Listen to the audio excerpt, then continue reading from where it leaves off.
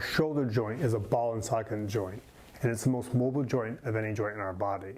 But unfortunately, through a variety of reasons, we can lose mobility and range of motion.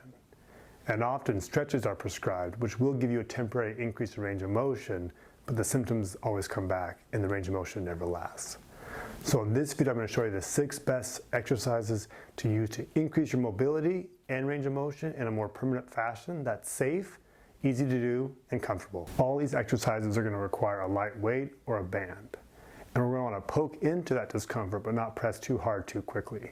So a good rule of thumb is it should never be grimacing, and each rep try to go a little farther than the previous one. And when we get into that shortened position, we're going to hold for a few seconds to help stretch into that and gain more comfortability and stability. And for those that are new to our channel, my name is Dr. Zach Greenwade, and we're all about empowering you through education, exercises, and ways to self-manage your conditions.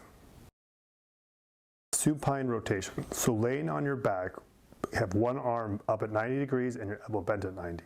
Place a small weight in your hand and have your elbow supported by a small cloth. Take your opposite arm and place it in front of the shoulder to help stabilize it.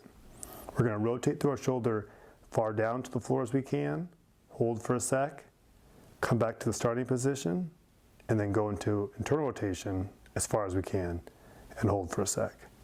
Again, some gentle dull tension is possible, but there should never be severe pain. On each subsequent rep, try to go a little farther than the first. Again, this is a dynamic stretch and exercise. We're not cranking on this. Supine shoulder flexion. Laying on a bench or the floor, bend your legs. With a light weight in one hand, press it up above you.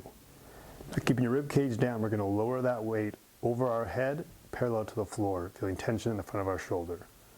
When doing this, make sure to keep your elbows straight and don't let your back arch to compensate. Again, hold for a few seconds at the bottom and then return to the starting position. On each subsequent rep, try to go a little farther, but never have severe pain. Prone rotation. So laying face down with your arm at 90 and your elbow at 90 and a small washcloth supporting your elbow, make a fist. And then rotating through our shoulder, not our elbow, we're going to lift our upper arm off the floor as far as comfortable and hold for a few seconds. Again, you should feel tension in the back of your shoulder, but no pain. Return to the starting position. Again, keeping your arm in the same position, we're going to lift it up using our shoulder and hold for a few seconds. Now with this one, you're not going to want to try to go farther each time, but just go as far as you feel comfortable and then hold for longer and build more strength.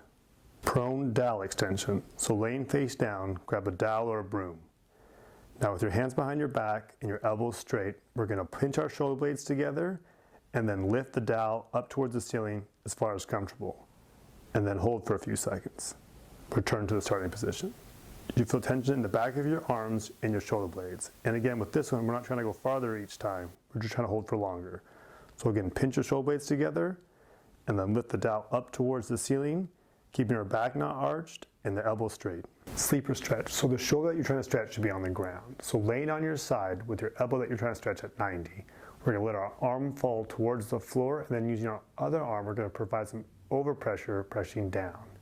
Now again, when you do this, don't press too hard and just get a gentle tension.